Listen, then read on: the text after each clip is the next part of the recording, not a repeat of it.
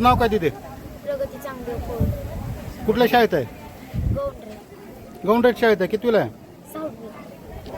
काय कसं निवेदन दिलं आता? आमच्या इकडे लाईटच नाही. होय, तुझं गाव कुठलं आहे? नेरले. लाईट नाही काय? हा. किती वेळ असते? 6 ते 10 पर्यंत बंद असते. बर, मग संध्याकाळी हा. 6 वाजल्यापासून सकाळी 10 वाजेपर्यंत बंद असते. नाही, संध्याकाळी 6 ते 10. बर, अभ्यास होतोय का नाही? नाही होत अभ्यास. का? लाईट नसल्यामुळं? लाईट नसल्यामुळे अभ्यासच होत. होय, मग आता काय इथं दिलं का निवेदन? दिलं. तुझं नाव काय बाळा? सोनाली ज्ञानदेव. हा, बर. कितवीला आहे बाळा तू? 5वीला आहे. लाईट नाही का तुमच्या गावाकडे? साहेबांना दिलं का निवेदन? कधी आला होता इथं तुम्ही? सकाळी आली ती. होय, हे तू कितीला आहे बाळा? 6वीला आहे. बर, काय निवेदन दिलं? आमच्या इकडे 6 ते 10 पर्यंत लाईट बंद करतात आणि अभ्यासाचा वेळही नाही. होय, बर. मग कसा अभ्यास करता तुम्ही? चार्जिंगवरचा बल असतो पण त्याला लाईट नसल्यामुळे जोपर्यंत चालतो तोपर्यंत अभ्यास करतो. होय, सर हाणतात का अभ्यास नाही केला म्हणून? बर, कुठल्या शाळेत आहे तू? गौंडरेट शाळेत आहे. एस टी येते का? नाही, एसटीच कधी येते कधी नाही, उशीर होतो. होय, तासही उडतो. बर. काय मोठं होऊन काय व्हायचं तुला? जे नशिबात लिहिलेलं असतं तेच होणार.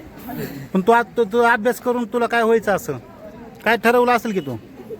नाही ठरवलं.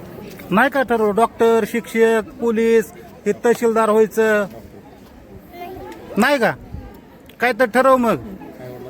हा, तिथे कितवीला आहे तू?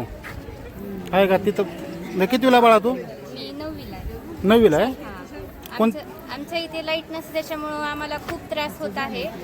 संध्याकाळी 6 ते 10 पर्यंत आम्हाला लाईट पाहिजे, कारण की अभ्यास होत नाहीये आमचा. जर तशी 6 ते 10 लाईट आली तर आमचा खूप चांगला अभ्यास होऊन जाईल. चार्जिंगचेही बल्ब असतात, परंतु सकाळी लाईट गेली की संध्याकाळपर्यंत ते चालतच नाही. आम्ही अभ्यास कसा करायचा? माझी हीच विनंती आहे की संध्याकाळी 6 ते 10 लाईट राहावी. माझा अभ्यास चांगला हो, आमच्या सगळ्यांचा अभ्यास चांगला राहावा. किती गावातील किती विद्यार्थी शाळेला जातात? 100 ते 150. 100च्या आसपास आहेत. सगळ्यांचंच असंच विजेचा अभाव आहे? हो, असंच आहे. बर, तू कितीला बाळा? 9वीला आहे. काय नाव तुझं? बर, काय तुमची काय मागणी आहे? आम्हाला लाईट असावी. लाईट नसल्यामुळे आमचा अभ्यास होत नाही.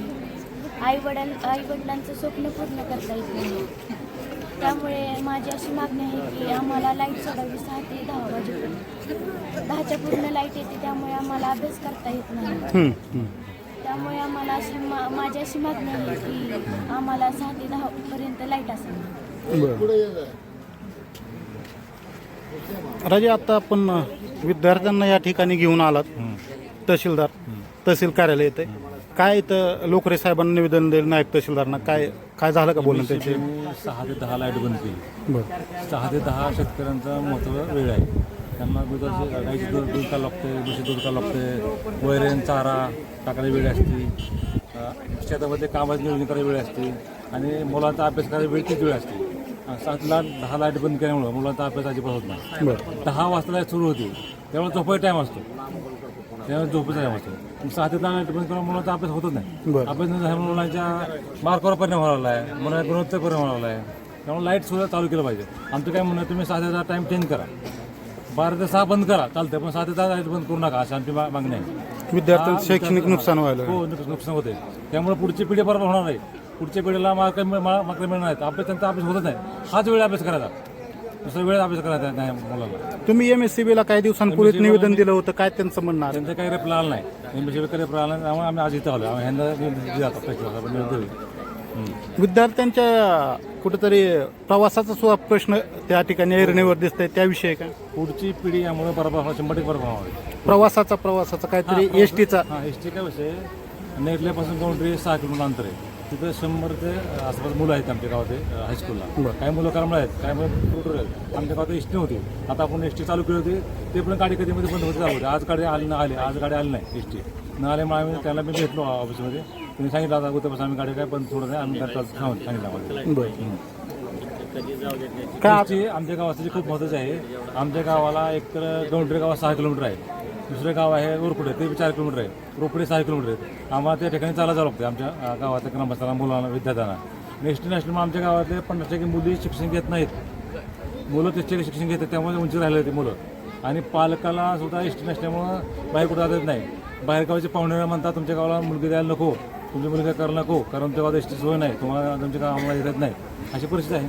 त्यामुळे एसटी सुद्धा बंद झाली नाही पाहिजे आमच्या गावातली. आम्ही गाडी चालू केली करमाळा रोड, ही गाडी आमची बंद झाली नाही पाहिजे. आणि मुलांच्या अभ्यासासाठी एक लाईट सुरू केलं पाहिजे. शेतकऱ्याचं थोडं नुकसान होतं, चाललं सहन करावं.